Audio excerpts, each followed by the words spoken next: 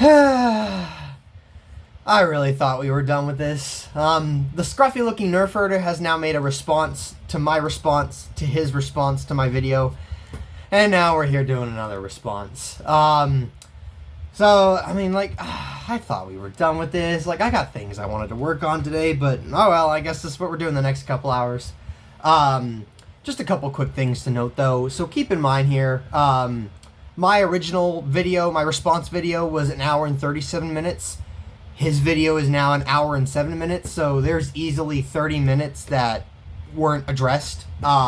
Maybe some of that he just didn't feel needed addressing. Some of that I think he intentionally didn't address because there wasn't a way to address, like, some of my Clone Wars, or responses to some of his quotes about Clone Wars and Dave Filoni and George Lucas and the involvement, etc. I don't know. Also, too, I started working on this yesterday. I got, like, halfway through. I didn't even finish watching the whole video. I only got about 50 minutes into it. But as you can see here, he had to re-upload it. He said a copyright strike from a royalty free song that he thought was royalty free, but then the company copyright claimed him or whatever. I've had that happen before. Hour, 7 minutes, 58 seconds, but my original screen recording we have here, an hour and 7 minutes and 40 seconds, so I don't know what he changed, what he added. Like I said, here's his post here. He said it was a copyright claim, about 20 seconds of copyrighted music, but I don't know, maybe he added something, maybe he didn't. I didn't finish watching the whole video. Anyway, we are going to restart. I got so many tabs here. So let's get into it. I'm going to skim around a little bit. You can go watch his full video. He doesn't commentate too much. There's several moments where he kind of plays the broken clip. No, I'm not going to copyright him, but I'm just saying there's no point in watching something that we've already addressed. I don't need this to be a 2-hour video, so we'll try to skim around a little if possible. So let's go. Yes. Hold up.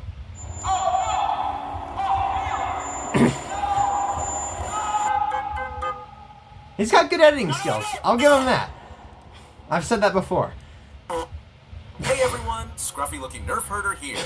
Today we're taking a look at Momo's attempt to debunk my response video. Let's break it down and see what he has to say.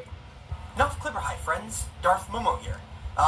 The YouTube channel, The Scruffy Looking Nerfherder, has released a new updated 48-minute long response video to my 6.5-hour long video about George Lucas and the EU.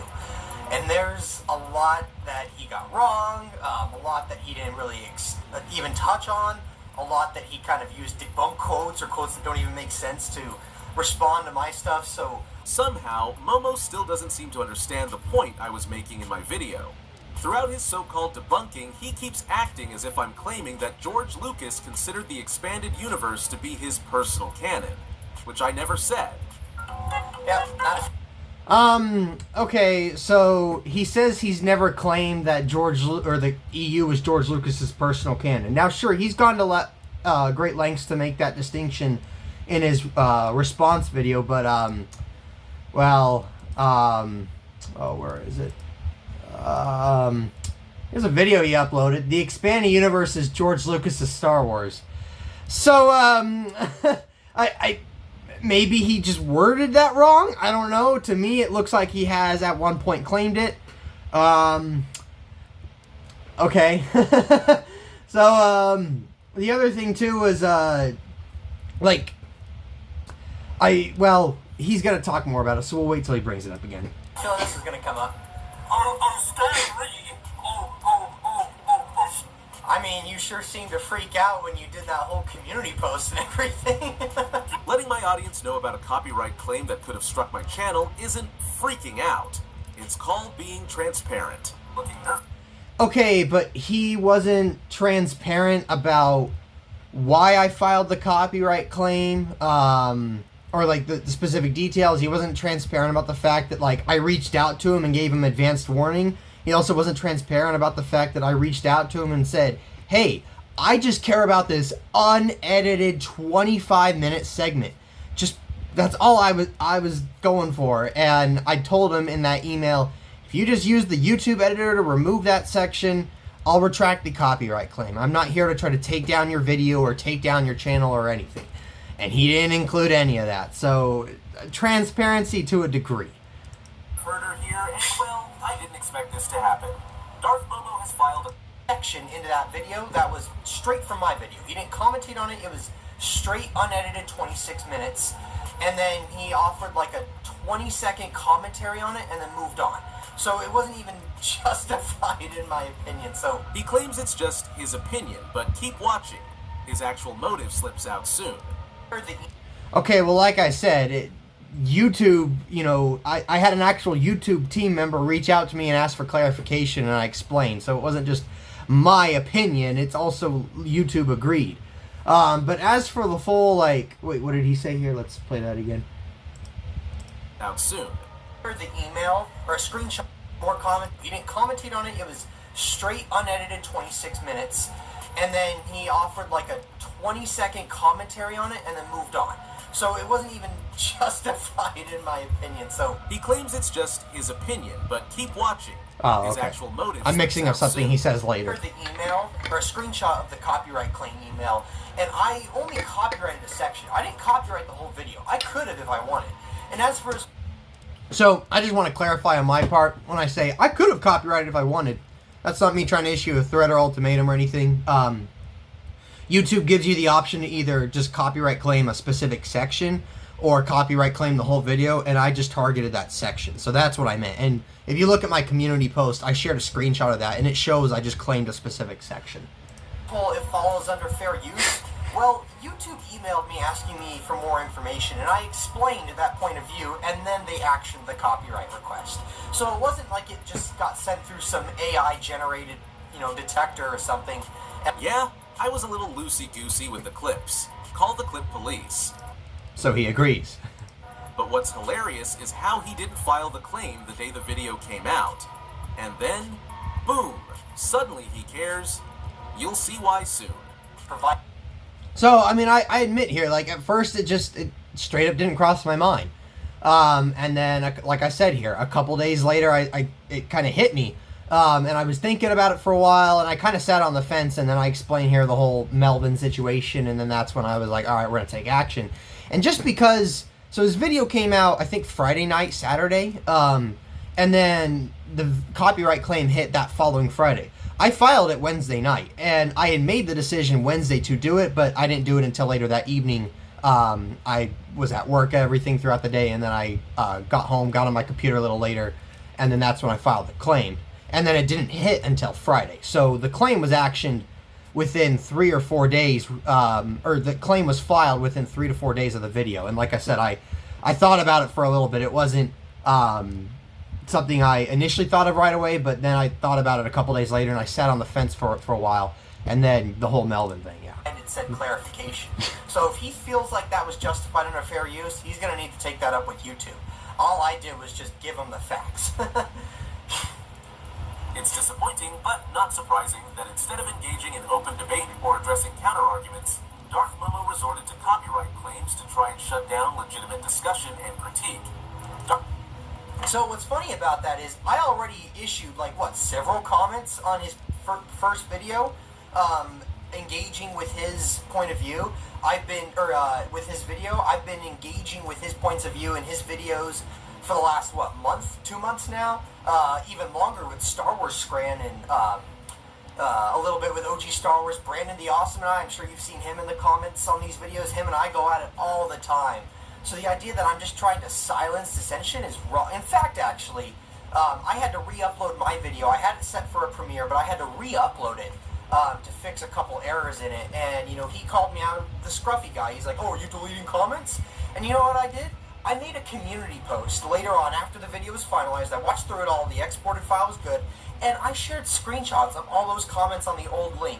That's how far I was willing to go to not silence other opinions. You never mentioned that community post at all.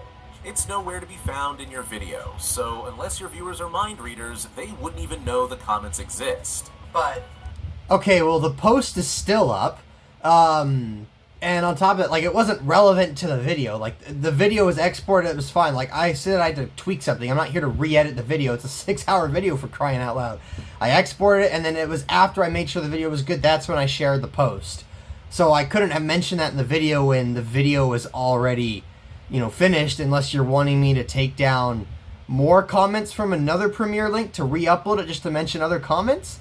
On top of that, too, like, you're welcome to repost your comments. I don't know, let's take a look here at your, let's see if we can scroll back down. See, when he took down his initial video, his first response that he uploaded hours after my video finished premiering, I put a bunch of comments on there about things that he got wrong, things he got or he misaccurately represented about me and my positions. And he took the video down, and what do I say here? Deleting comments, quoting him, and he says, "You're more than welcome to post your comments on my video when I upload again." He never shared any community posts or anything. Like, those comments are gone. So, you know, I just think that's a little bit of a hypocritical point. At least, he's the one accusing me of, like, you know, not willing to engage in discussion, and I'm the one who reshared my comments. And on top of that, too, and I shared the email, and Scruffy want to get a strike put against him. Because nothing says healthy debate like threatening someone's channel with a copyright strike unless they edit their rebuttal to your liking. No, nothing, like, what? I filed, now you're just kind of misrepresenting me and the intentions. Like, the copyright claim was filed to remove a specific section. That's all that was copyright. It was a specific 25 unedited section. And all your response was, because it was my sequel section. He pretty much copied and pasted most of my sequel section in there. And his response after that was just, seems like a lot of Momo just showing that George cared about the EU, and moves on. I'm guessing that was in response to the whole Maul Talon thing, except that was only a small portion of the sequel trilogy section. A lot of the sequel trilogy section was me pulling up big quotes from the Charlie Rose interview with George Lucas, his interactions with Bob Iger, Kathleen Kennedy, just showing George Lucas's simple intended involvement with the Disney trilogy and then the fallout. It wasn't about anything to do with the actual story. What I reference about the story was not that long of the sequel section. So there's a lot of that he didn't even need to include. He didn't commentate on it, move on. So that's all that was about. And like I said in the email he showed right here that I've shared. All I wanted was just that specific section. I didn't care about the rest of his video. I didn't want his video taken down. I didn't even want a copyright claim filed against him. If he had removed that section, I would have retracted the claim. And even if the claim went through, if he was like, no, I'm digging my heels, I think this is fair, and he leaves that, or left that in there, and the copyright claim went through, nothing would have gone against his channel. Like, the strike's removed within 90 days, I think, and you could still get up, you have 2 more to get before any serious action happens with your channel. So, a little bit of a moot point there. I didn't want his video taken down. It was just about, I didn't want... Where he just repeats himself. Right. That's code for we're not going to engage. Prove it. If my video were focused on proving that the expanded universe was George Lucas's personal canon, then I could understand the claim that I'm hand-waving. But that's not the purpose of the video, so that criticism doesn't really apply. Straight to the point. So I don't remember if he said it already, he'll say it again, but you know what, we'll wait, because I know he brings it up again, we'll wait. Well, no, so he's saying, he says it before in here too, and after, I think before, but he says in here, like, oh, I'm here to show that, you know, Momo's trying to say George Lucas didn't care about the EU, and that's my argument. My argument isn't that he saw the EU as his personal canon, but that he cared about the EU and saw it recognized it as legitimate. That's not just represented in this video, but also in comments we've engaged in on this video. And, I also have many quotes in here that show not only did Lucas just not consider it part of his personal canon, but also that he didn't consider it the legitimate continuation of Star Wars. It was just an alternate... It was basically officially printed fan fiction. I mean, I hate to use that term, but that's more or less how George saw it. And he showed that, or stated so several times. Not familiar with Darth Momo? He's a Disney Star Wars YouTuber whose channel... So, Disney Star Wars YouTuber, and said, like, here, I've got a video about Revenge of the Sith, you know, I've got a video about Luke Skywalker, I've got a video, Animal Crossing, Lego Star Wars, like, Last Jedi trauma, like, yeah, so there's a decent amount of Disney stuff. Yes, and that makes you a Disney Star Wars YouTuber. But I mean, I guess on a technical sense that's fair. I think it's more accurate to represent me as a Star Wars YouTuber, because I don't just talk about Disney Star Wars. But, you know, he's not trying to say, it's not about just saying, oh, this is who Darth Momo is. He's intentionally trying to describe me in this certain way to try to, you know, in a way, delegitimize anything I bring to the table or any arguments I make in the eyes of his audience so that they could just write me off and dismiss my claims. Because many will do that. As soon as you hear, oh, he's a Disney guy, or even if you, the term fence writer, you know, they'll write you off. They won't even pay attention to you. So that's, to me, that's why it seems like he's phrasing it that way. It's not all on there. If you keep scrolling down, you'll find videos like, you know, did Rian Johnson ruin Luke with The Last Jedi? I share my opinion that he did. You know, it's not just all praising Star Wars. Was packed with content praising pretty much everything Disney has put out.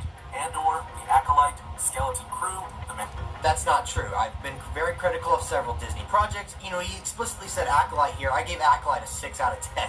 I wouldn't call that praising. On top of that, too, I've been very critical of several other projects, and he even addresses that later in the video. So he doesn't seem to understand that even some of the more pro-Disney voices, yes, even the ones who are paid, have also criticized Disney's own content at times. So that argument doesn't really hold up. So he seems to not understand what I was talking about to begin with and what point of his I was refuting. It's one thing if he just called me, yeah, he's a Disney Star Wars YouTuber and that's that. But he says there, oh, he pretty much, like, play it back. He says Momo pretty much praises everything Disney Star Wars. And I was like, no, that's not true. I've criticized a lot of Disney Star Wars. And then he doesn't even address that that's the point I was refuting. He's just like, well, yeah, Disney Star Wars YouTubers, you know, criticize several elements of the canon. Yeah, but that's not what I'm fighting you on. I'm fighting you on the fact that you claimed I praised Disney Star Wars, most of it, if not all of it, and that's not true. There is several Disney Star Wars projects that I have criticized. Not just like one or two, several. And even within the projects, like the TV projects that I, in general, have liked, there are several episodes within the show that I have criticized. In The Bad Batch, you name it, he's a fan. He genuinely... It's fine, I don't even like a lot of this stuff, but that doesn't change the fact that it technically is. George Lucas wasn't involved in shaping the story of Disney Star Wars. Without his creative direction, it's no longer his vision. It's no longer his Star Wars. Where his 6 hour... Oh, okay, and that's part of what my argument was about. See, now you're trying to talk about what was George Lucas Star Wars. Well, my whole video was explaining what George Lucas Star Wars is, because there are some EU YouTubers, yeah, maybe not you specifically, at least in these last couple response videos, but there are several EU Star Wars YouTubers and YouTube audience, you know, people that believe the EU was true George Lucas Star Wars, and my whole video is about what true George Lucas Star Wars is. I don't claim it's the Disney Star Wars, and I don't claim it's the EU. I claim true George Lucas Star Wars is his movies and TCW, and that the EU is not true George Lucas Star Wars, which you've already said is true, that George didn't consider the EU as personal canon, so that's... you're agreeing with me. On top of that, too, what was the point even about? Oh, because I said Disney Star Wars is technically the true continuation of Star Wars. Yeah, legally and officially speaking. He doesn't refute that. He's just like, well, George Lucas, you know, that he's not involved, and so it's not true Star Wars. Well, he sold Star Wars, so now officially new Star Wars is being made by Disney and KK and Dave Filoni and all that. So whether you like it or not, then he doesn't refute that point. Our video is coming from, and what kind of arguments to expect. Myth number 2. EU people, you know, Sue Rustoni, Howard Rothman, etc., that talk about George not being involved in a lot of it. Like, Sue Rustoni even said that George didn't even have input on Luke Skywalker having a son. They made that decision themselves. And yet, George never retconned it or instructed Lucasfilm to walk back the idea. Did he just... how do you retcon that Luke had a son or walk that back? Kill... like... what? Like... oh, Mara Jade had an affair and Luke's... that's not actually Luke's kid? What? Like, just think about that. But also, like, the main reason he didn't specify them walking back is because part of it is, like, you know, it is what it is. Like, he didn't see it as... it's not like this was the true, in his eyes, the true legitimate continuation of Star Wars. He tried to guide certain things, but overall, like, it didn't bother him too much. And on top of that, too, like I've said here, like... you know, Sue told him that or Sue said that they didn't tell him he was having that Luke was having a son. On top of that, Lucas had said, like, I don't really keep up with it. I don't really read the books, etc. Like, I don't keep up too much with it. So it's possible Lucas didn't even know. I'm not saying that that's likely, or I'm not saying that's absolutely true, but it's possible that Lucas didn't even know that. Too many L names. As for Dark Empire, Lucy Wilson said that did not come from George. That came from Lucy, or the approval for that at least. And George wasn't happy about that after the fact that the Emperor was cloned. Here's something Momo conveniently left out when discussing Lucy Wilson and Dark Empire. I didn't conveniently leave it out. In my video, I share this full quote that he's about to share. A detail that directly undermines his argument. But Tom Beach, the story he wrote, we were just kind of letting people do what they wanted then. He wrote his story. I didn't ask George anything. We published it. Later, George would run into me and he'd say, Lucy, I would never clone the Emperor. He doesn't get cloned. And I'm like, how am I supposed to know that if you don't want to be involved in what we're doing, and yet if I do something you don't like? So I started then having to send him memos. This person wants to do this, and this. Is this okay? Is that okay? If George truly didn't care about the expanded universe or its narrative direction, then why would he be concerned about stories being made without his approval? Why would it matter to him if Star Wars stories outside the films didn't align with his vision? The answer is simple. He did care. And then I never said he didn't care. I think maybe we have different ideas of why he cared. I shared my reasons and the evidence I have to support that. I think he cared because, obviously there was a financial aspect, but also like he had quality control to live up to. There was a brand to live up to. In fact, actually, one of the LucasArts designers, I shared that quote in my original video. They said that Lucas had told him, like, hey, if you're going to do this, you need to do it good because my name's attached to it, so it has a certain standard to live up to. So Lucas did care, and he absolutely had reasons why, but Scruffy seems to think Lucas cared, and therefore that meant Lucas saw it as legitimate. Lucas had ulterior reasons to care. It wasn't about seeing it as the legitimate continuation, especially since Lucas himself and several other EU people have shared direct quotes of showing that, no, it wasn't the true, official, legitimate continuation. That's throughout the 90s, that's throughout the 2000s, even up until the buyout.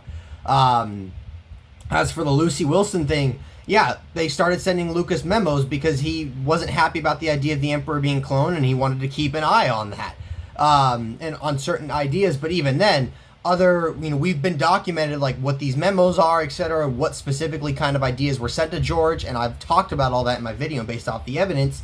A lot of stuff still wasn't sent to George, just very major stuff, and even then, as Sue Restoni has said, not all major things were sent to him. And on top of that, too, like the Chewbacca's death, like, I go in depth. I spend about, just say, oh, no, he didn't, or no, I present the facts and, like, the evidence, the quotes, and I show how little his involvement is. Your evidence only holds up if you're trying to argue that the expanded universe was George's personal canon, which is not what I or most EU fans have ever claimed. What your evidence actually shows is that George cared about the EU's narrative direction, even if he didn't view it as part of his personal canon. Well, no, it's also the fact that, like, my argument's also that Lucas didn't see it as the legitimate continuation. Just think about that for if it's not the legitimate, or if it is the legitimate continuation and Lucas understood that, why wouldn't he count it as canon if he's accepting that, yeah, this is the legitimate continuation. This is what happens in the story. Like, that line of reasoning doesn't make sense. On top of that, too, like, my evidence shows that, again, like, part of it is, like, there are a lot of people that say, well, this is true George Lucas Star Wars, or this is the real Star Wars, or it's legitimate because Lucas was involved in it. And they use that as kind of a crutch to suggest, like, that's how, important it was, how much it mattered, how real and true it is. But when you look at what the actual involvement is, it's very, very minimal. And again, I show the reasons why I think he, or I show the evidence to support the reasons I think he cared, and that's a whole part of the argument that I tackle. So I'm saying, like, hey, he didn't see it as legitimate. Here's why. I'm saying he's also very minimally involved. Here's why he was involved to the minimal degree he was. But again, you guys are saying he was very involved. You've got videos saying here, like, yeah, George was approved, etc. George is involved. You've got a video 47 minutes long trying to explain different ways George Lucas interconnected the EU and worked with it, etc. And I'm trying to say, no, it's not as deep as you guys think.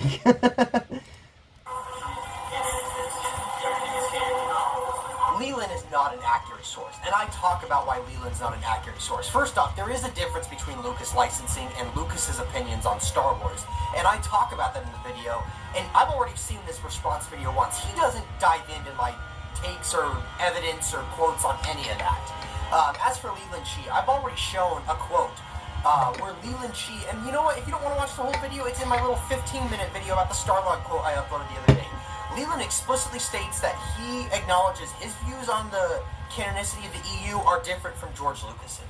Of course he isn't, if you're trying to prove that George viewed the EU as his personal canon.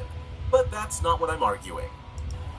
Okay, but the whole thing with the Starlog quote is Lucas seems to say that the EU is basically an alternate universe. Not, hey, this isn't part of my headcanon, but it's still the real thing. It's Lucas seemingly saying he's an alternate universe, and a lot of people debunk that line of thought using words of Leland Chi, where he's like, no. He's like, it's all one universe, etc.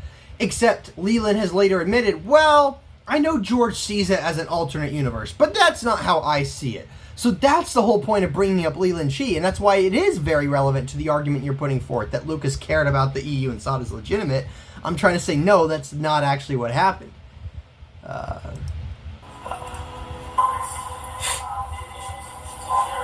George didn't see value in the EU carrying on his story, he could have scrapped... Dude, sorry, we're in the middle of a heavy rainstorm. Lucas literally said... Lucas literally has said, like, that's separate from his stuff. He's said, aside from that, Lucas licensing is separate. There's a reason the canon hierarchy was created. It was meant to inform fans how much importance George placed on the different levels of Star Wars content. The Clone Wars retcons the prequels. So before he continues, let's do the canon tiers real quick. Well, let's play it. Alters plots, character arcs, and the meaning of key events. So if George made a TV show that directly contradicted and rewrote his own films, why would he care about maintaining the Clone Wars' internal consistency?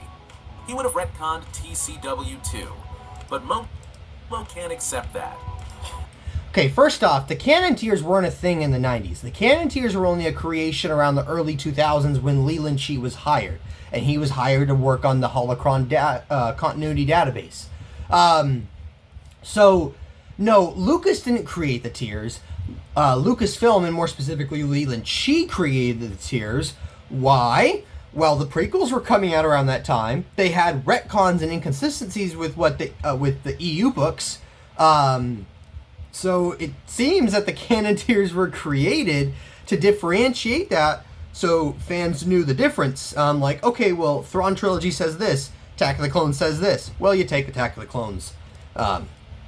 And T-Canon was created 2007, I think, is the earliest. And I mentioned, like, T-Canon was made by Leland Chi for Underworld and TCW. That wasn't a Lucas thing. As for TCW, first off, TCW does not retcon the films. That's not how George Lucas sees it. And then on top of that, too, like, he doesn't say it just retcons, but he also says, like, it reinterprets a lot of the story. Like, art can be reinterpreted without retconning. So, for example, there is no mention or anything of a Chosen One prophecy in the original trilogy. You don't see that in, like, the behind the scenes of the original trilogy.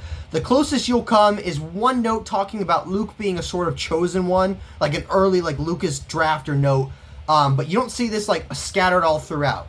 The Chosen One prophecy was created at the time of the prequels. That basically reinterprets the events of the original trilogy, but it doesn't retcon anything. So the Clone Wars can absolutely reinterpret things without retconning things. George Lucas was labeled as G-canon. If TCW truly represented George's definitive vision for the Clone Wars era, it would have been put in G-canon, the category literally reserved for George's own canon. So it's a straw man they use. To Momo, anything that challenges his argument is automatically labeled a straw man. No, a straw man is when you take a different, a different form of my argument or something that isn't even my argument, and then start attacking that. My argument is if we're really following true George Lucas Star Wars, and we're truly trying to uphold what George Lucas saw as Star Wars, what he saw as legitimate, right? Well, Lucas didn't follow the canon tier system as the EU and licensing understood it. Lucas had his own tiers. He had his tier, and he had everything else, the EU. Like, those were his tiers. He didn't look at it through the lens of GT, etc. So, no, George saw the Clone Wars on the same tier level as the films. He said so numerous times. I've showed many quotes in my original video showing that. But, like, I don't understand that. People use this argument to say, well, TCW is T-canon. I think it retcons, the films. Therefore, it's not the true canon, etc. Like, you're really telling me that George Lucas spent 7 years working on a show that he didn't intend to be canon or he didn't intend to be part of his films? Like, just explain that logic to me. You're telling me that George essentially spent, like, the biggest part of Lucasfilm's Star Wars resources on a TV show he didn't intend to be anything other than basically fan fiction? Years out of my life. I'll finish episode 3 and I'll be 60 in the next 20 years. Legitimize the expanded universe, he ends up presenting facts that actually prove George did care about How did that show that he He cared? wasn't strictly bound by it. As the creator of Star Wars, Being aware of it. always had the final say and the ability to retcon anything if he chose. Of course, that's a point Momo doesn't want to acknowledge, especially I when do it comes to acknowledge. TCW. Like, what? You provide quotes that actually show George cared about the expanded universe's narrative direction, but you frame them as evidence that he didn't care. In reality, all you're proving is that while George cared about the EU, he wasn't strictly beholden to it. You, again... Okay, then it comes down to that same idea of like, oh, well, he cared, he saw it as legitimate, but he wasn't beholden to it. Which actually, shoot, that reminds me. He brought up some other point about TCW, like, oh, George would change and retcon TCW. Again, like I've showed, I'm pretty sure I said it in here, like, when you look at the sequel trilogy treatments, and when he talked about it in the Paul Duncan Archives book, he connects it to TCW. Like, the evidence we have of him, like, is, reaffirming TCW, not retconning it. That's an assumption. Now, shoot, what did he say here? I don't even remember now. That he didn't care. No, like, I showed evidence. First off, I've showed evidence of George Lucas dissing the EU as nothing more than just something separate. But I've also showed evidence of the fact that, like, again, he cared for a specific reason. He cared, to uphold quality control, etc. But just because he cared about it doesn't mean he saw it as legitimate. There's a lot more, it's a lot more nuanced than that. In reality, all you're proving is that while George cared about the EU, he wasn't... Just did not attend. He was not present. And then as for, what was the other one he gave? Force Unleashed? Okay, well, Force Unleashed, he was decently involved in. Nowhere near as heavy involved as TCW. But he was involved with it. However, this quote was from 2002. Force Unleashed was years later. So, this, again... I wish I had brought this up in the video, but I'll say it now. If George providing ideas and asking others to build stories around them supposedly proves he didn't care about the expanded universe, then by that logic, he didn't care about the Clone Wars either. He approached both the EU and TCW the same way, offering concepts, story directions, and stepping in with deeper involvement at certain points. Of course, I'm sure he'll come up with some creative reasoning to sidestep that. But No, I'll come up with facts. So, okay, that was a lot we gotta tackle there. First off, George Lucas has made statements reaffirming TCW as part of the story. He saw TCW as part of the films, etc. Part of that same canon, not with the EU. He saw the Clone Wars as true, Star Wars. He said he didn't see the EU as true, legitimate Star Wars. Second off, regarding the whole involvement and the similarities in that, I can understand where he's coming from in trying to make that argument. But there's a lot of context there that he leaves out. First off, when it comes to the EU, a lot of it, and I spent an hour in my original video going through all this evidence and all the different projects that he was involved in. A lot of it comes down to people coming to him with a story they wanted to tell, and he was just like, yeah, that's fine, or tweak that a little bit. Otherwise, yeah, that's fine. And then they would pretty much bring him, Mike Stackpole said it was just a 5-question questionnaire. That was it. Like, they could ask 5 questions about, can I do this? Can I do that? Can I do this? Can I do that? And Lucas would go, yeah, no, yeah, that's fine. Maybe offer like a small note or two, etc. But he wasn't reading these final books, etc. He only read some of the outlines. There was a lot of it he wasn't reading the outlines for. He read comics after the fact. Whereas, like, with Clone Wars, we know that most of the stories came from George. It was him saying, going to a writer's room and Dave Filoni, hey, this is a story I want to tell. Let's tell it. And then together they would all work and flesh out the story into a full-on outline. Lucas would be involved in that. We know, like, Shadows of the Empire, Force Unleashed, New Jedi Order. Lucas was not involved in these story meetings. He was involved with every story meeting on TCW. And then after they hammered out the outline, Lucas and Dave would hand that to a scriptwriter. A scriptwriter would turn that outline into a script. Okay, cool. That goes back to George and Dave. They reviewed it. Okay, yeah, that's good. Change that, tweak that a little bit. Okay, that's good. Then they hand that off to the episodic director. And then the episodic director, along with Dave, they work with the animation department, the lighting department, the sound department, Kevin Kiner in music. They also work with all the voice actors, etc. They get a rough animatic going. They show that to George. George comes in. I like that. Okay, that's mostly good. Change that. No, get rid of that, etc. And then, they patch it all up. They finish it off. They take the final episode to George. He might tweak it, but for the most part, okay, that's good. I approve. I love it. Let's send it to air. He wasn't reading the final books or reading the final comics, etc. before they all, went to release, right? He read the comics after the fact. So there is a lot different there with TCW. And then on top of that, too, like, Lucas has never owned the EU as like, oh, yeah, when this happened, like in the books, etc. But with TCW, like, he's referred back to it after the fact. Like in the Paul Duncan Archives book, he talks about, when he's talking about the Wills and the Force Priestesses and Qui-Gon becoming a Force Ghost, etc. He refers back to a Season 6 episode of TCW as explaining why in his head. Whereas, like, you'll have a quote of him being like, oh, a war between the Jedi and the Sith, that's just a fan or someone made that up. That's not actually what happened.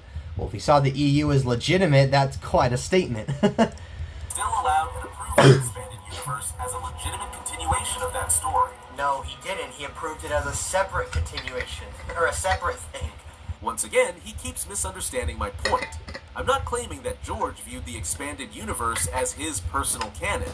What I'm saying is that George allowed Lucasfilm to market the EU as a legitimate continuation of the Star Wars saga, while still maintaining his own personal canon. Both ideas can coexist, and George made that distinction clear. They can coexist, but do they? So that's not exactly what happened. Lucas has, again, numerous times said, no, this is an alternate thing. He never said it was the true canon or the true official continuation. Several EU people, several EU not authors have been like, yeah, we know it's not part of the true canon. They've also, people like Superstony have acknowledged that Lucas has said it's an alternate universe. They're like, yeah, we know.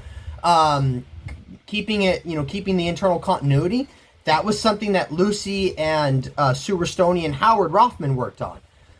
Even Howard admitted, like, when they started working on the EU, he's like, well, George didn't want it to be the, all one universe. That was something I wanted. And it was Howard who was kind of marketing it as something different, even though George throughout the years was marketing it as, its own, its own thing.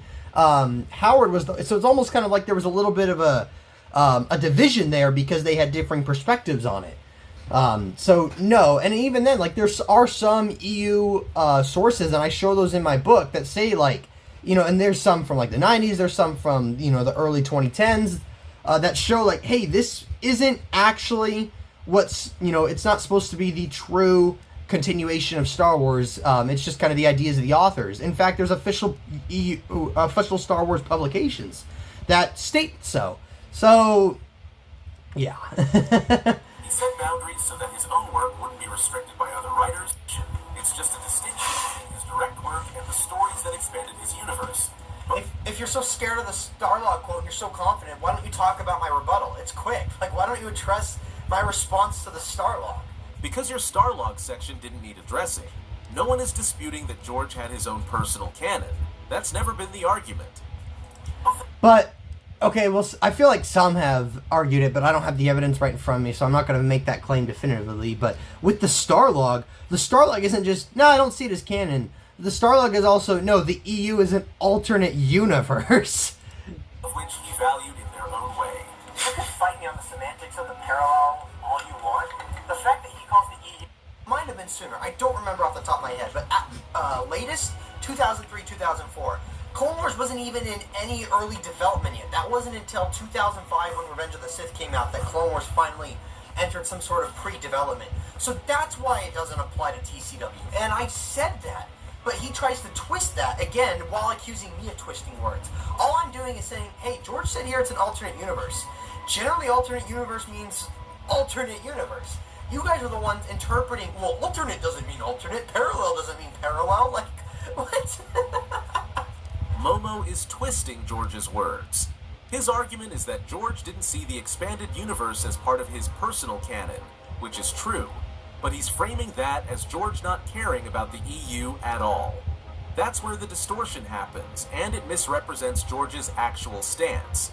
He seems to forget that George did retcon things. The clip... Okay, so real quick, about the whole George's actual stance. No, like, I show several quotes from George Lucas and EU people that show, like, no, the EU is something separate. It's not the true Star Wars canon. It's almost like a spin-off timeline, etc., which undercuts what you're trying to say. It's not just about what George saw as canon.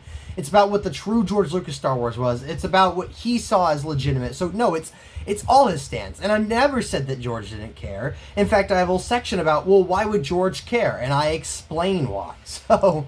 Clone Wars is a clear retcon of the prequel trilogy. Yet he argues as if George would never change or contradict his own work. All while overlooking the fact that TCW is one of the most significant examples of that. If the Clone Wars rewrites or alters the films, it cannot be placed on the same level as them.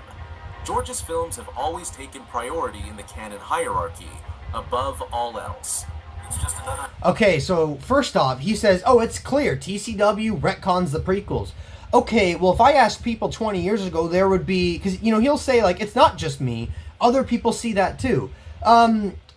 Well, if I asked people 20 years ago, they would say the prequels definitively retcon and are, you know, cause plot holes and issues, etc. with the original trilogy. They're basically incompatible. Like, that wasn't an unpopular opinion. That was a common opinion in the fan base.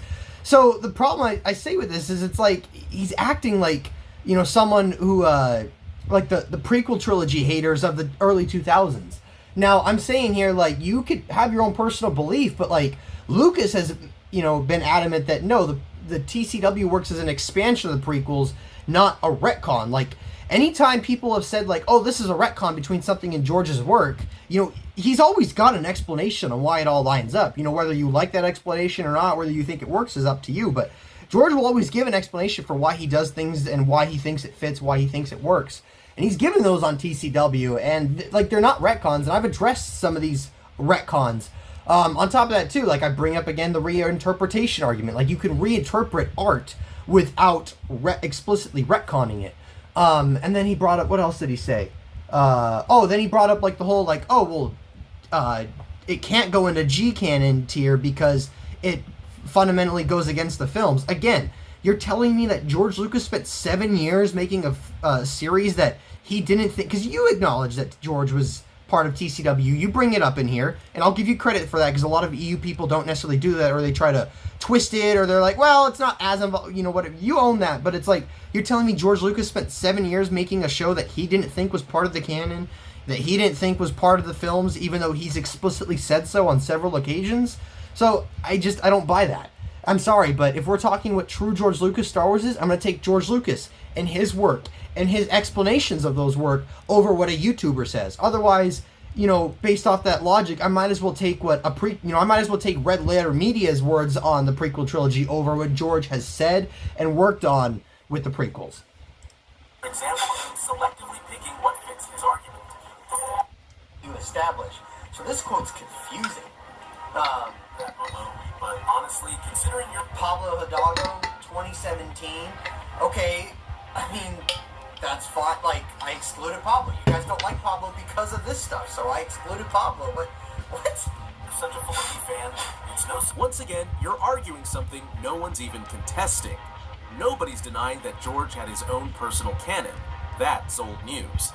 The real problem is Dave Filoni, the guy who thinks slapping on a cowboy hat and saying, "George taught me everything," gives him a free pass to rewrite the entire saga. He's basically a fan fiction writer who snuck into Lucasfilm and never got kicked out. And then there's Pablo Hidalgo. Okay, again, first off, Filoni worked with George closely for years, so, he's got a decent insight into working with the man. I would say he knows the man a lot better than you clearly do. You've never met him, you've never worked with him, but on top of that, no, it wasn't Filoni rewriting the saga, it was George telling all these TCW stories. It wasn't Filoni making fan fiction. Who treats the expanded universe like it's some bargain bin knockoff compared to Disney canon. The guy acts like his actual job title is Professional EU Dismisser. Half his Twitter feed reads like a bitter Yelp review of the very franchise that gave him a career. Pete James. Okay, again, that's why I didn't include him. You guys don't like Pablo Hidalgo. You think he's not reliable. And then you try to, chastise me and say, oh, well, yeah, you should have included Pablo Hidalgo. What are you hiding? And then I'm like, well, I didn't include him because you guys don't like him. And you're like, yeah, we don't like Pablo. So what was that whole little, response point about? An editor at Dark Horse said this. When asked about the possible EU retcon, we're 16 minutes into a video where he's already talked about other stuff, so we clearly didn't show him all. What would be the point of showing quotes that already prove my argument correct? I'd have to respond to every single one you bring up in a 6-hour video. But your argument is also that George didn't see it as legitimate, or that George saw it as legitimate and that he cared as, about it as, the legitimate continuation, and I've got quotes suggesting otherwise. And I'm not about to put my audience to sleep doing that. A Dark Horse editor said, Good story, great character. I mean, do I really even need to say anything? This pretty much speaks for itself. oh my god, I loved it. Okay, I have a lot of issues with Dave Filoni. I have a video coming up soon that critiques Dave Filoni's whole view on canon. You say you have a problem with Filoni, but when it's time to buy tickets, merch, or a Disney Plus subscription, then it's take my money, cowboy. I threw the... Okay, my issues with Filoni, some stories are hit and some stories are missed. There's some stories I like from him, there's stories I don't. As far as, my biggest issue with Dave are the retcons. Okay, well, the X-Men movies have horrible continuity, but that doesn't mean I can't sit there and enjoy the stories despite, hating the fact that there's these retcons and continuity issues and inconsistencies. So, if we can't enjoy, some of Filoni's work and still have issues with other things, then, you could apply that statement to other franchises. It's in there to, throw some, have some fun with the EU purists who hate that quote. All it did was show you're a Filoni fan. Yeah, I never said I wasn't. I said I have issues, but in general, yeah, I like some of his work. Nothing. And then notice, too, how, I literally showed a quote where, you'll have to see it in the other video, but, I showed a quote where it was someone basically saying, yeah, we know the EU wasn't, meant to be accepted in some wider canon. There was no promise of that. It was just kind of for fun, right? And he doesn't even acknowledge that in the other response video or this one. Yep, Dad. Just hand wave away. Don't look at Momo's evidence. Nope, don't look at all his quotes. Yes, there was nothing particularly new, just more quotes that already support the point I was making. I chose not to include them because I didn't want to bog down the video with repetitive material. If viewers want to confirm the sources for themselves, they're free to do so. Okay, yeah, you're oh, well, no, I'm not trying to hide anything or anything. Viewers, go check it out. But the viewers trust you, or most of them, because they're your audience, and you're basically oh, there's nothing there. It wasn't important. That's why I didn't include it. But sure, they can go check it out. Well, why? They're going to take your word for it. Why would they actually go investigate? There are many quotes there from EU people showing that not only did George not, count the EU or see it as canon, but also that he didn't see it as legitimate or the true continuation. The EU was kind of just, again, basically officially published fan fiction. So now we've already moved on to the prequel. I had 30 minutes of Lucasfilm people like Leland Cheat, Sue Rastoni, Howard Rothman, Exactly. Pablo Hidalgo pre-Lucasfilm buyout. I had Timothy Zahn. I had so many quotes of people talking about how Lucas saw a distinction between the EU and the movies, or there was clearly a separation, etc. Like, it was different, it wasn't the same. And he hand waves away all of that. If he's so confident in his position, why doesn't he talk about all that? He just hand waves away 30 minutes of countless quotes, dozens of quotes, because it debunks the narrative. Oh man, I think he's angry now, guys. I said easy. So again, he doesn't even engage with what I just said. He's just like, oh, see, look, he's mad. Okay, let's move on. Which, I'm frustrated because, again, I made a 6-hour video about this. I've repeated myself numerous times in the comment sections. I now made a response video, now I have to make another response video. So, yeah, it gets a little frustrating. His quotes were more of the same, nothing new. Feel free to check for yourself if you're curious. Again, you only give that invitation after trying to, like, downplay it. Guys, I encourage you, check it out. It's not what he's trying to claim. Attack of the Clones revealed Boba was actually a clone of Jango Fett. It's pretty obvious at this point that Momo hasn't actually read any expanded universe content. Lucasfilm had all... I'm very well aware that they've cleaned that up. I'm not saying that never happened. I know most of the retcons between the prequels and the EU got cleaned up. You gave a very surface-level Wikipedia-style explanation of how they addressed the Boba Fett retcons, so I went ahead and did the actual work for you. What I didn't give an explanation, period. I just said, yeah, they were wrapped up, but that wasn't the point. It's irrelevant. The point was, hey, it said this, and then, George did this, and then the EU had to fix it up. The point wasn't that, oh, there's retcons, and then, it did get fixed up. The point was, hey, there's inconsistencies between the EU and George's stuff. That was my whole point. And I give several other examples that he doesn't dive into. Maybe he just didn't feel the need. I don't know. Saying is, they were retcons. Sorry, I'm trying to wrap it through. We're already at 50 minutes. Still existed, period. That's my point in going through this section, is to say that there were several things that Lucas changed. And he didn't have to change a lot of these things. And what I've been saying throughout this entire video is that George did care about the expanded universe, but he wasn't beholden to it. I know I've repeated that a lot, and I'm sorry if it's starting to sound redundant, but it's an important distinction that keeps getting ignored. George is Again, we already addressed it. He references Star Wars encyclopedias, but I do try to keep it consistent. The way I do it now is they have a Star Wars encyclopedia. So, to me, the dinger in your head that there's a distinction here. I don't when he says that about the EU. Why does that not set off the dinger in your head that there's a distinction here? I don't get that. You already know what I'd say, so instead... I'm pretty sure here it was about the whole Boba Fett thing in the Sarlacc pit. So his whole quote about Boba Fett, putting the scene in there, that wasn't oh, I know there's EU comics about Boba, so I put a scene in there to have him survive. I thought about putting a scene about him surviving. It was, yeah, I know the fans weren't too happy about how we dealt with Boba, and I know a lot of fans love Boba, so I thought about putting a scene in there with having him survive. And here's Boba Fett dancing to pumped up kicks. Yeah, this is nice. I like this. This was a nice inclusion, a nice little reprieve. I'll give him props for that. I appreciate that.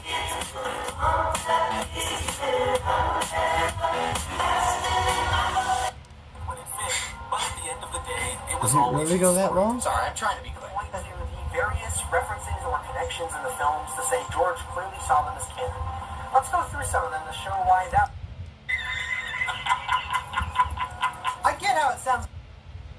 Continuation and expansion of the Star Wars. That wasn't what George thought. Lucasfilm's blessing and, in many cases, George's direct input and approval. It's absolutely wild that he would double down on this. I think this is about the whole point I said about the references, comparing Indiana Jones and E.T., the Easter eggs, etc. Well, again, Lucas had said that he sees the EU as something separate, not the true legitimate continuation. So it basically is throwing Easter eggs and references into something separate from Star Wars, his Star Wars. So yeah, that's why I doubled down. Star Wars, answer this one. Red Fly Studios was informed. So he replays this, and he said... So this is about the whole OG Star Wars mall thing. I show all this in my video. He said in a 2018 interview with Paul Duncan that the story treatments included Maul and Talon. Some people, OG Star Wars has tried to say, well, there were separate treatments. One was about Maul and Talon, one was about the Wills. No, George said the Wills and the Talon treatments were the same thing. He told Paul Duncan that in 2018. He said those were the ones he sold to Disney. This is Yes, he sold one treatment to Disney. Not all of them. That's an important distinction. in the Star Wars archive. There was one treatment. This book, you could see this online. It's been shared ad nauseum. So this timeline doesn't match up with what OG Star Wars is trying to say here. I've called her out several times on this essential misinformation and lies she's sharing. George was told by the Red Flag developers that Maul and Talon, their timeline doesn't work. The Talon's timeline was way far in advance, so he was told that. And then he wrote sequel trilogy treatments putting Talon in a timeline she doesn't belong. So that shows how much he really cared about the continuity. Funny how he forgets to mention that when George was told Maul and Talon were from different eras during development of the game, George himself suggested making Maul a clone or a descendant in the Legacy era. How convenient to leave that part out. First off, it's not necessarily relevant to the point I'm trying to make about Maul and the sequel trilogy treatments, but I'm pretty sure I included that in the original video. This is just about the response. But anyway, no, actually, that does more damage to your cause because it's showing here, like, in the terms of an EU project that someone else was working on and creating, and he was just coming by to check in and, give his notes, etc., and his approval. He was willing to work with EU creators on keeping consistent with the EU. But he was still told, hey, Talon doesn't belong in that timeline. And then what's he do? When it's a project that he's working on, he bulldozes right over that EU timeline even though he knew better. So that was the whole point I was trying to make. For me, dumbfounded by this new direction. George has obviously had this idea for a while, and Included Maul and Talon as well as the Wills. So that's all misinformation from OG Star Wars. I tried to call her out on it until, she appeared to have blocked me from commenting on her channel. throughout OG Star Wars isn't spreading misinformation. Momo claims that George only had one treatment and sold it to Disney, but he's overlooking the fact that treatments are often created in multiples. OG Star Wars presented evidence supporting that, which directly challenges his assumption. Decision. No, so first off, OG Star Wars claimed that he says treatments often come in multiples. Well, often doesn't mean always. Second off, she claims that there's 3 treatments. One about the Wills, one about Maul Talon, and one based off of some of the Force Awakens concept art that we see in the Art of the Force Awakens. So, no, George said in the Star Wars archives, the Wills and the Maul Talon, that's all the treatment. He talks about the Maul Talon as being his sequel stories, and he also says later in the book, the Wills would have been in that sequels as well. As for the early concept art from The Force Awakens, that's all part of the same trilogy. Lucas says, the treatments, the sequel trilogy would have focused on Leia and then the grandkids. And, the sequel trilogy concept art we have, shows that George was signing off on. First off, why is he signing concept art on that treatment and then telling Paul Duncan that actually his treatments were something else? Or, his sequels, he doesn't call it the treatments, he says his sequel story were this. But then he's signing off on concept art that OG Star Wars thinks it's separate. There's nothing contradictory between the two. In fact, if it's about Leia and the kids, then Luke being a sort of Colonel Kurtz kind of guy that's off in exile plays into that. And then the Jedi Killer, that was based off of what essentially Talon would have been, so... To prove that just because George included and allowed expanded universe content in the prequels and special editions, it's no Referencing the EU. Also, some of those were they were ILM things. They weren't necessarily straight from George. So it's funny because he doesn't really talk about all of them. He just picks one example and tries to make it sound absurd and then just hand waves away the rest. It's honestly hilarious how he tries to paint George as an incompetent filmmaker, like he had no idea people were adding things to his films without his knowledge or consent. Right? Because the guy who built Star Wars from the ground up was just totally out of the loop. Instead of... See, now you're making a straw man. That's not what I'm saying. I'm not saying that George didn't know that these things... I'm not saying, he didn't know that there's a ship flying in the corner of Mos Eisley that we know is the Outrider. I'm not saying he doesn't know this stuff. I'm saying he's not the one saying, oh yeah, let's throw in the Outrider from the Shadows games. Or, hey, let's make sure the Pod Racer lines up with the game. I'm saying these are other people making those inclusions. And then George approves, the final frame, right? It's ILM, making these inclusions. It's after the fact retcons later on in the visual dictionary that Pablo Hidalgo is working on. Or it's, sound designer Brent Burt's throwing something like that in there, right? Or it's, actually it is referencing the EU, but actually it's referencing Lucas's original notes from the 80s that the EU also referenced. That's what I'm saying. As for stuff like the Outrider, you know, that's a commonly talked about one. John Knowles said that the Outrider was actually just a collaboration of ILM basically coming to them and saying, hey, do you guys have any models that we need lots of ships to fill the sky. Do you guys have any models that we can use? And that's what went in there. And then, you know, George Lucas saw the ships in there and would approve the frame. Cool, looks good, we're good. You know, George has been on record saying, I can't keep up with the EU, there's a lot there, I don't keep up with it, I don't really follow it. You know, if I'm going to write something, I try to look over the encyclopedia. So George doesn't necessarily know all these minor EU connections. I'm not saying he's an idiot. Like, those are George's words saying, I don't know all the EU. He'll say people like Dave Filoni or the fans know the Star Wars universe in some ways better than he does in regards to the EU. So no, that's me saying it's very possible George didn't know that that ship flying in the corner was actually the Outrider from Shadows of the Empire, especially considering the fact that the special edition was being worked on before Shadows got into heavy development. So it's very possible that he didn't even know the Outrider. Maybe he did, I don't know. Real evidence, he relies on pure speculation, acting as if he knows George's intentions better than the man himself. Isn't that what you guys do? All these examples actually... Okay, let's go to the Just Q-tip like thing. it sounds absurd to say, this action figure of She-Shore means he's in the Phantom Menace.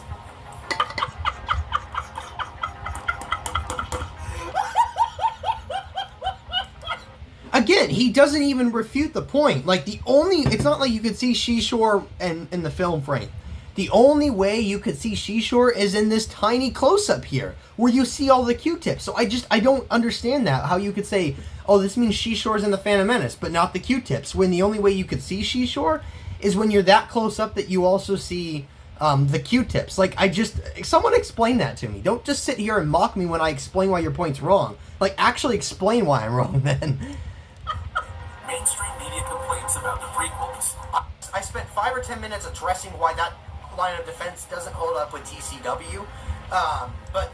Also notice, too, he skipped some of my TCW rebuttals here. He doesn't address... to the points that I brought up. Any of that in his rebuttal. I don't need to go into full detail here. I have a video coming that specifically addresses all the Clone Wars retcons, but I'll list a few major ones. People complained that Maul was a wasted villain, so George brought him back. Well, I remember reading somewhere on StarWars.com, I'll have to try to see if I can find it, that George had wanted Maul cut in half, not at the neck, in case he wanted to bring him back. But either way, like, maybe George just liked Maul and saw an opportunity to use him. I don't know, like, you say I'm assuming George's thoughts, but now you're assuming that, oh, people complained about that, therefore George Lucas must be succumbing to prequel hate, etc. Some found Order 66 hard to believe, so they introduced inhibitor chips. People criticize... The inhibitor chips don't retcon Attack of the Clones or the prequels or whatever. I've explained that. The clones for being emotionless, boring background characters. So the Clone Wars reimagined them as unique individuals with names, personalities, dreams, and aspirations. This directly contradicts how they were originally portrayed in Attack of the Clones as obedient, brainwashed soldiers bred purely for war. Even though Revenge of the Sith, they've got custom hairstyles, they've got a bit of personality, they're having banter with the Jedi, they've got, you know, custom paint on their armor, etc. Like, no, TCW is completely in line with Revenge of the Sith, and when you look at it as a whole, like TCW, or Attack of the Clones is how they start out. And then as time goes on, they're working with the Jedi, they're getting more individualistic personality, which bridges right into Revenge of the Sith. Critics thought Anakin was too whiny, so they made him more stoic and heroic.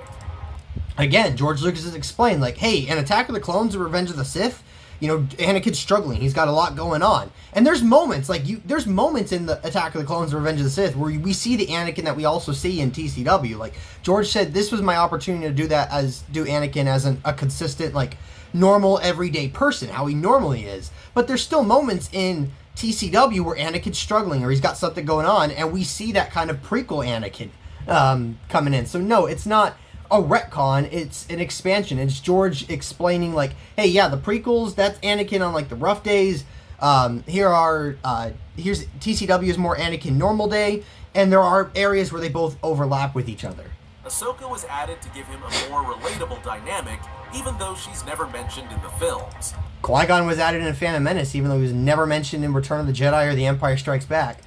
And there's plenty more. The Clone Wars was clearly shaped as a response to backlash against the prequels, often at the cost of consistency. Even though Lucasfilm, Disney, and Wikipedia have a hard time reconciling the contradictions, Momo still insists they're not retcons. Or maybe because they don't see them as retcons and differences. Like I've said, that's like saying, well, how come, we've never really addressed, this issue with the prequels or etc. Like, maybe because Lucas didn't see them as issues. When asked about it, he'll explain why he doesn't think it's an issue, and same with TCW. He's explained these issues. Or these issues. That claim doesn't hold up under scrutiny, or outright contradicting the central messages George was trying to convey in his films. Momo tries to hand-wave all... See, right here, he just said, Clone Wars contradicts what George was trying to convey in his films. So George even goes as far as to say that Anakin's characterization in TCW is consistent with the live-action films. It's not just my opinion, it's a matter of fact. And plenty of fans, including those who actually like TCW, can see that too.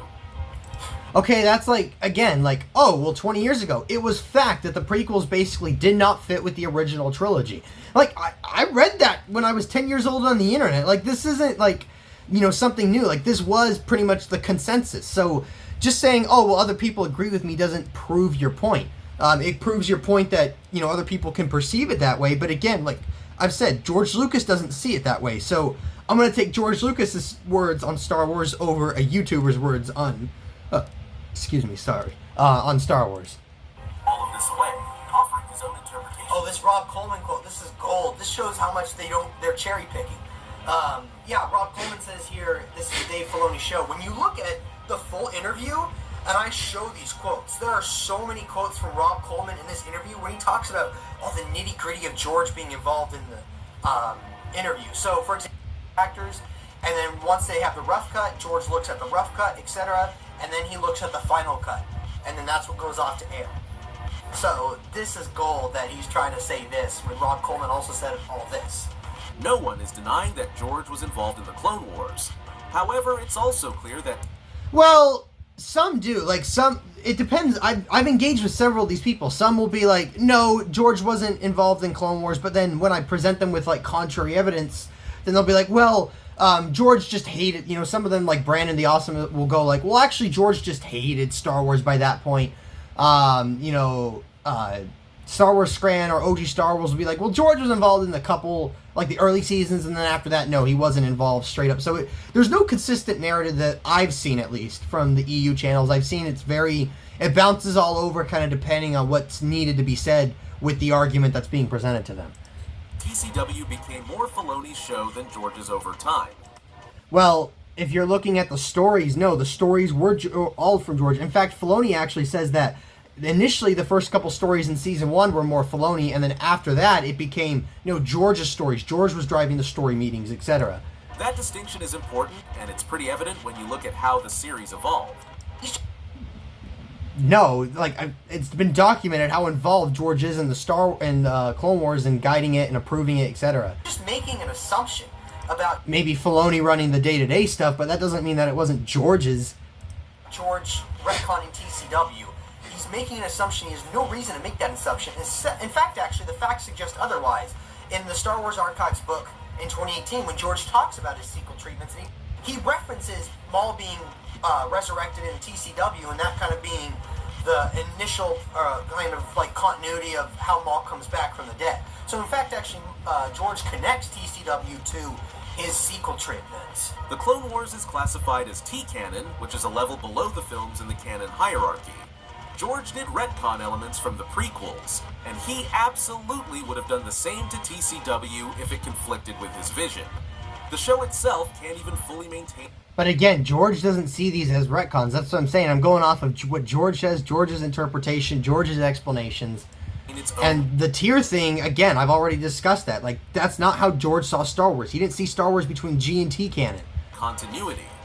At the end of the day... In fact, actually, like I've said, George said he doesn't keep up too much with the EU. He doesn't get too involved in it, so then it's maybe he didn't even know about the tiers. I'm just saying, maybe it's possibly did, but since it was Leland Shee who did that, and Leland has said he never worked directly with George on continuity, it's possible Lucas didn't even know the tiers. And I would say, based off of his statements about how he saw Clone Wars and the films and how that all worked together and with the EU, like, yeah, I think it's pretty likely he didn't know about the tiers. George had every right to make changes. He created Star Wars. Oh, wait, let's play that again? So at season 1, Today, George had every right to make changes. He created Star Wars. George had every right to make changes. He created Star Wars.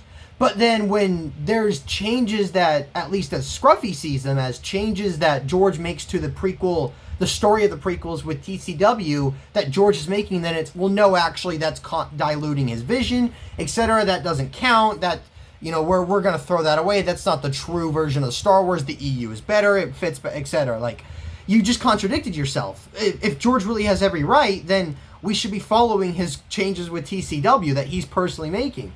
Which, I'm not saying that they're changes, that's just how Scruffy sees them. So at season 1, that Rob Coleman quote shows that George was approving everything. So Dave Filoni says here, they'll dismiss Filoni's statement on other issues. But either way, that's what happened with this.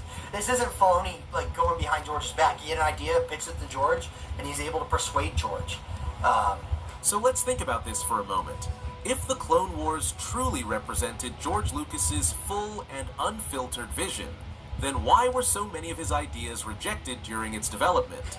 You can't claim that TCW is pure George, while also admitting that his input was regularly modified. That's not how creative control works. If the show includes ideas that George originally proposed but were altered or scrapped, or he was convinced to change them, then by definition, it's not fully his vision. It becomes a collaborative product, one shaped just as much, if not more, by people like Dave Filoni and others at Lucasfilm who had their own creative agendas. You can't have it both ways. Okay. Either TCW is George's uncompromised vision, in which case all his ideas would have been respected and implemented, or it's a show where his influence was present but not absolute, which means it's just as much Filoni's vision, if not more so. And, if that's the case, it should be viewed and critiqued accordingly. Lot there. So I've heard this argument before, and I spent about 10 minutes addressing this in my video, so my original video. So if he really watched the whole thing, he should know my response to this and what I would say to that and why that doesn't hold up. But first off, so if we're really gonna say like, oh, well, we only accept Star Wars that's true, unfiltered George Lucas, not compromised, or he was persuaded to do something else instead anyway, you know, and because that's what TCW was, we're going to dismiss TCW. That's fine if he wants to hold that argument, but by that argument, he's gonna have to, you know, reject a lot of other Star Wars, like with the movies. Like, for example, Revenge of the Sith. I explained in my video, this is documented. Revenge of the Sith was a completely different movie originally, and then test audiences completely did not react well to Anakin's fall. They thought it was poorly executed. They didn't buy it, etc. So George had to basically rework the whole movie of Revenge of the Sith. He cut out a lot of the stuff to put more, like all those rebellion scenes were cut out with like Padme and Bail Organa and all that. Even though George wanted them in there, they were cut out to better focus the movie on Anakin so that audiences would react to that and receive that better.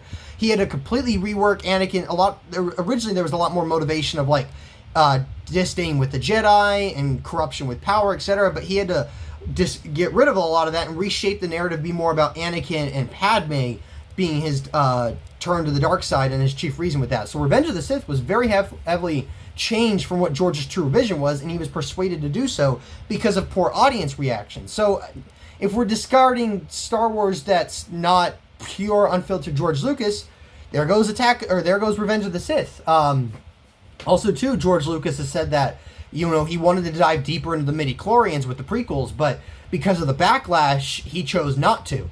So, again, that's more compromised vision. So, like, we have to throw out episodes 2 and episode 3. I give more examples in my video. I don't remember them all off the top of my head, but so based off that logic, we have to throw out, if he's going to discard TCW because of this, then he's going to have to discard other films too. In fact, like the original trilogy, like George and Irvin Kershner have both said Empire was an Irvin Kershner movie. There's things that George Lucas was persuaded to do differently because Irvin felt, you know, differently. And George was persuaded into going with that. And then also, too, like, it's not like all of George Lucas's ideas were being thrown out There were a lot of his ideas that were kept, or there was cases where Filoni wanted something done one way, but he says, like, well, we had to bite the bullet, and we had to do what George wanted, because that's what George said, even though I thought this idea was better. So there's plenty of instances of George's ideas winning out instead of Dave's. And then on top of that, too, like, it could just simply be a case of, like, hey, maybe George, originally, like, I've written stories before. Originally, I had an idea of this, and then someone said, well, why don't you do this? And I'm like, you know what? Actually, that's a better idea. I like that more. Like, Filoni doesn't say here, oh, well, George was reluctantly persuaded. He just says, we were persuaded to do something else. Like, for all we know, George said, like, you don't know what happened. George heard Filoni's idea, and he's like, you know what, actually? That's a better idea. I like that more, and we can do more with that, so let's go ahead and do that instead. So, you're reading a lot of assumption in this, and then you're making a lot of double standards. Filoni's statements on other issues, but either way, that's what happened with this. This isn't Filoni, like, going behind George's back. There's a good portion here where he doesn't speak. George, and he's able to persuade George. Sorry, we're at an hour and 15 minutes. I'm trying to go quick, but I don't want to miss anything he says. Okay. Gives all my various different rebuttals about, debunking a lot of these points that these EU purists bring up about TCW. He ignores all the stuff I do, pretty much clearing Dave's name in regards to TCW. So, you can't just debunk 5 minutes or 2 hours in 5 minutes. I don't address that point because I'm not placing all the blame for the Clone Wars on Filoni. Yes, Filoni incorporated a lot of his own questionable ideas into the show, but ultimately, George allowed it. He signed off on it. So while Filoni played a major role in shaping TCW, George bears responsibility for letting it happen under his watch. I respect and I give you props for that. Because there's a lot of EU people I've ran into that don't really accept that or have that line of logic. It's just anything bad, it's all Filoni, or it's 99% Filoni. So I respect that you're willing to be like, no, that George bears some responsibility for that. Obviously, I disagree with the conclusion we take from that data, but I respect the fact that you're willing to admit that. To close out, I just wanted to give my own personal thoughts. Dumb, I didn't care. Your video doesn't just suggest George wasn't beholden to the EU. It goes further and paints him as if he didn't care about it at all. That's not a balanced take, and it's hard not to see an underlying bias against the expanded universe in how you frame things. It's not a bias against the EU, it's a bias towards George. And no, it's not... shoot, what did he say? I don't even remember now. Oh, I'm not framing that saying he didn't care. I'm just saying he didn't see it as legitimate, and I explained why I think he cared, but I never said he didn't care. We think he cared for different reasons. And I'm not just saying that to say that. Like, I bring evidence to the table supporting why I believe that. We're not fooling anyone. I actually love the idea of the EU, and that's why I didn't get too deep into it. I started to, and then I saw they pretty much hit the reset button, and I was like, oh, okay, well, I'll just focus on the new stuff then.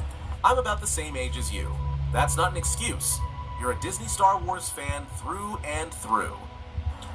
Okay, what I'm saying is, like, I was 13 when the EU got reset, so, like, to me, like, I didn't even know what the EU was until actually after it got reset. After it got reset was when I started diving into it, but I didn't understand what the reset meant. It took a few months before I kind of really understood what that meant.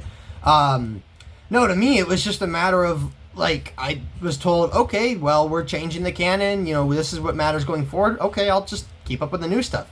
Like, I read the publishing. I don't know if you've read the publishing, and what I find is a lot of people will slam Disney Star Wars, and they'll just be like, it's all bad. But then when you ask them about certain publishing things, they'll just go, oh, well, it's all bad, it's all bad. Like, they don't know all the publishing. They just go after, like, the live-action stuff and the movies. But, like, I read the publishing, and I was enjoying the publishing. I didn't have a reason to seek out the ulterior publishing. I was liking most of the shows. The movies were a bit different. I'll admit, like, I didn't really have issues with the sequels until after Rise of Skywalker. That was when it all kind of sank in. But initially, I didn't have issues with the sequels. I was enjoying the animated shows, and I was enjoying the publishing. Even now, I still enjoy the publishing. I don't read all the publishing, but what I read, I enjoy. So, yeah, that's why. That's what I'm saying. Well, first off, it is part of the EU. Lee Lindsay even said that. But I didn't say TCW. I said the TCW tie-in books, which are classified EU, whether you like it or not. They may be classified as part of the expanded universe, but they don't actually fit within EU canon. They align far more with Disney canon in tone, style, and continuity. So again, you agree with me. You don't like it, but what you just said agrees with what I said, which is responding to your original point. Star Wars content that has zero input from George Lucas, but show little. Well, according to Filoni, if we're going to actually start listening to Filoni now, there is some mild involvement from George on some of these stuff, more so the Filoni projects. But on top of that, like, you're consuming EU, that a lot of that EU hasn't had input from George either, and the stuff that did, it's not massive. But you'll reject TCW that had more input from George than any of the EU stuff. So don't come at me with that. The EU was made to fit with the films. TCW doesn't. It's that simple. And the Clone Wars. Okay, again, first off, that's interpretation, because there's lots of people who do think that the prequel, or the TCW, not only enhances the prequel trilogy, but it fits well with them. And then on top of that too, like as I've pointed out, there are various ways that the EU doesn't fit with the prequel trilogy. It's not just like, oh, Boba Fett, etc. Like, I give many reasons why I think that there's issues between the prequel trilogy and the EU. I'm not going to say the EU as a whole doesn't fit, or like there aren't pieces of it that fit, but there are pieces that I think don't fit, and there are pieces that could fit. And I'm really bummed that we did not get to see Star Wars through the lens of what he had in store for Star Wars Underworld and the sequel trilogy. But apparently not enough to stop supporting Disney, the very company that's actively destroying Star Wars. I mean, I'll take that. That's a little fair. I've got a buddy who throws that at me all the time. Also, too, with like the EU, for example, like there's a commenter on one of his videos. It was his 47-minute video. I pulled it up just in case to reference, but this guy, like, he went off on it, and he says here, like, he went off on the prequels and George and TCW. He said the EU was way better than a lot of the EU was better, or most of the EU was way better than the prequel trilogy and TCW. So it's not just a matter of people thinking that TCW is bad, like, or turning on TCW, like they turn on the prequels too. So sorry, I wrote that down, and I wrote that down for this timestamp to try to bring up. So I just want to make that sure, because it didn't feel like it quite fit there, but I don't know where else I had that to go. Yeah, I mean, I don't think everything Disney's done with Star Wars is bad. Oh, maybe and this was probably it. Acolyte too. But I think the rest is, I don't think it destroys Disney Star Wars. There's a lot of, like, the publishing that has actually been pretty good, but of course he won't dive into that. You're a Disney Star Wars fan, and you're contributing to the bastardization of George Lucas' Star Wars. Again, he doesn't engage with the point I said about, like, I think a majority isn't bad, I think a majority of it is good, there's a lot of good publishing, etc. He's just like, nope, Disney Star Wars fan, you're bad, you're making it worse. Really, desperately hope that someday those treatments and those scripts get released to us. I would especially as I've made my own short films and built my own YouTube channel.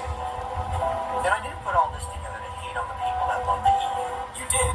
Your reaction to my response video, which you copyright claimed. I copyright claim because you stole that from me.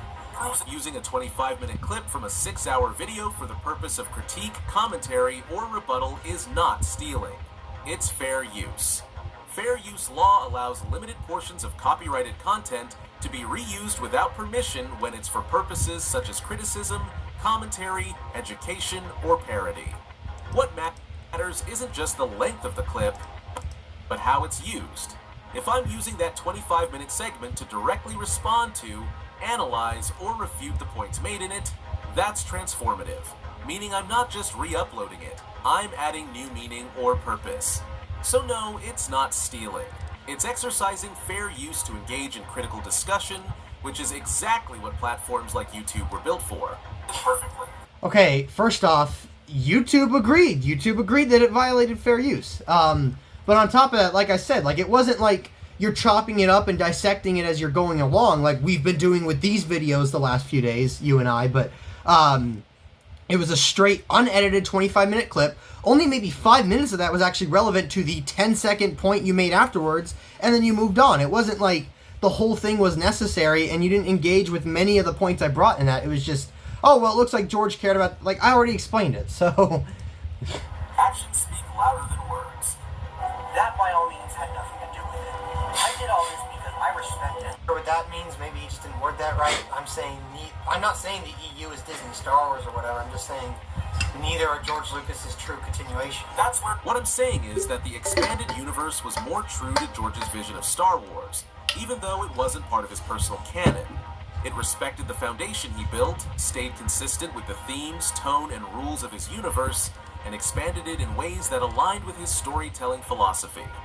Just because it wasn't his canon doesn't mean it didn't reflect his vision.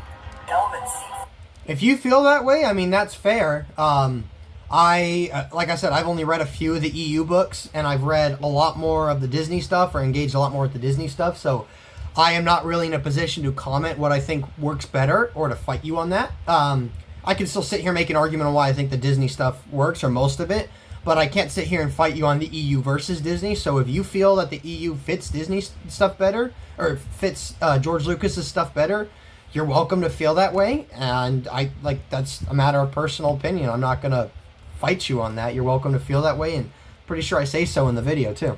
From time to time in both of those cases. Both? Let's be real. George's elements are barely... There's a lot of George Lucas elements in it, and it actually was his Star Wars, then that'll change your perspective. But as long as you resist TCW, then yeah, you're going to have that opinion. That's just not true. The Clone Wars was George's watered-down, simplified version of the prequel trilogy. That's your opinion too. Like, there are a lot of people that feel that the prequel, or the TCW takes all that George crammed in those 7 hours of movies and gives it so much time to flesh out and expand and dive deep into a lot of these concepts. So I don't really see how that's watered down.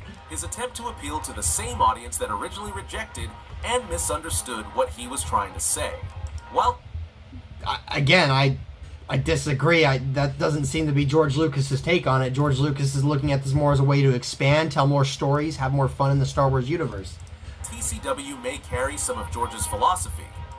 It carries a lot of philosophy. If you look at the behind the scenes and you look at a lot of the inspirations behind these episodes, you'll see a lot of similar inspirations for, that are similar to his inspirations for the films. And on top of that, George has also said that the books are not his philosophy. The depth, complexity, and narrative intention of the films. It's not a true George Lucas Star Wars product in the same way the prequels or even the EU are. And I think George Lucas would very much disagree with that. It's a compromised version, built to appease, not to challenge. And again, based off what I just told you about Revenge of the Sith, you can make that argument that Revenge of the Sith is his compromised vision to appease audience. And I want George Lucas accurately represented, because after all he's given us, my favorite company, and Disney should absolutely be held accountable. And if you guys, you purists want to hold Disney accountable, I don't have an issue with that. And yet you still give them money. Shows that he absolutely did. So to close, I don't care if any of these EU channels like Star Wars Scran and some of the others keep talking about the EU. By all means, keep going. On it, that's stalking? Like, what? That's like saying you guys are stalking, not you specifically, but, like Marvel purists, Star Wars theory. Like, how many videos does Star Wars Scran have, going after Star Wars theory and Sheev talks, and, is he stalking them? Momo taking shots at Scran and Star Wars Marvel purist, foundation of his art. That's not me taking shots. It's me saying, whoa, you're gonna throw a shot at me about stalking? Like, what about these guys? I don't have an issue with them doing it. Like, I don't care. Like, maybe I might disagree with a point they make, but the idea that they're gonna criticize these YouTubers, I don't care. And what I'm saying is, some of these clips are buried deep in live streams. How are they getting all this information? Are they watching all these guys' videos and trying to compile all this stuff to make these videos? That's what I'm saying. Are you going to call them stalking? I'm not calling them stalking, and I'm not calling what I'm doing stalking. But if you're going to call what I'm doing stalking, then I'm saying, well, then apply your standards consistently. That's all I'm saying. I'm not taking a shot at them. They can keep doing what they want. I don't care. And in some instances, I've thought their videos are pretty funny. Argument that the expanded universe was never part of George's canon is just bizarre. No one seriously claimed the expanded universe and allowed it to expand his galaxy. We're almost done. It wasn't part of his core film canon. The evidence speaks for itself, no matter how many hours someone spends trying to argue otherwise. Oh boy, as you can see, he didn't understand the point of my video. And just wait, I think you misunderstood my video, or parts of my video. Obviously, you've got some of it. More. The sources used in this video were actually found... Okay, OG Star Wars is a fraud, and I'm debating taking her on as well. Oh. Okay, I said she was a fraud, not just to try to... Well, what does he say? Wow. So now we're resorting to slander. Real classy. You don't want to go out. Okay, resorting to slander. First off, isn't calling me, like, fake fan, Ray Lover, all that, isn't that more or less slander too? On top of that, hasn't OG Star Wars basically labeled me Darth Momo for the last, like, what, 3 weeks or so? Like, isn't that basically name-calling too? On top of that, like, I've said why I think she's a fraudulent. Go look at some of my community posts. I've shared some of these community posts on why I've made those claims. Because there was one where I was like, OG is a fraud, and here's why I'm saying that. So, you know, you could disagree with me, but I'm not just throwing that out there because I dislike her or something. Like, I said why I thought she was a fraud. After her. It won't end well for you. Well, I might not go after her because how am I supposed to engage when she just shadow bans me or blocks me or seemingly shadow bans or blocks me or whatever? Like, I can't comment on any of her posts, otherwise I would comment on the post. So that's why I'm saying I'm thinking about taking her on, is because I can't respond on the comment section, so I might just make a video to make response to some of the things she's saying. So I think the rest is just him going through the sources and then just some other random thing. So, look, this isn't a debunking. This was bad. It's better than his other videos. This was pretty bad. I'll admit, I was worried when I first saw this, but no, this is a nothing burger. And you know what? Like, Oh yeah, totally. A nothing burger of a video that you somehow spent an hour and a half reacting to and trying to debunk. Must have really been worth your time for something so meaningless. Well? Okay, well, I spent an hour and a half to debunk, or to address it, because it was a 45-minute video. I debunked it because, again, there was stuff that I thought was inaccurate or wrong in there, so that's why I was like, oh, well, no, it's inaccurate, wrong. Here's why it's wrong, etc. And then as for, like, oh, was it worth my time? I mean, like, I'm doing it because, again, my original video was, your guys' audience, you, Scran, OG Star Wars, etc., like, your guys' audience is my target audience. Like, I'm not an EU channel, etc., so, like, my video isn't, you know, targeted to my audience. So, if most of your audience is just going to take your word for it based off your response, well, then I'm responding saying, like, well, no, I disagree with a lot of things he's just claimed about my video or me, etc., and here's my response to that. So that's why I'm addressing it. Obviously, yeah, I would have loved to have had a better use of my time, but if you're going to respond and say these things about me in my video, well, then, yeah, I'd like to respond in kind, and I think I can better get my responses out there via a video as opposed to just comment sections that not everyone's going to read. That was Momo's attempt at debunking my video. As you just saw, he completely misunderstood the point I was making and spent over an hour.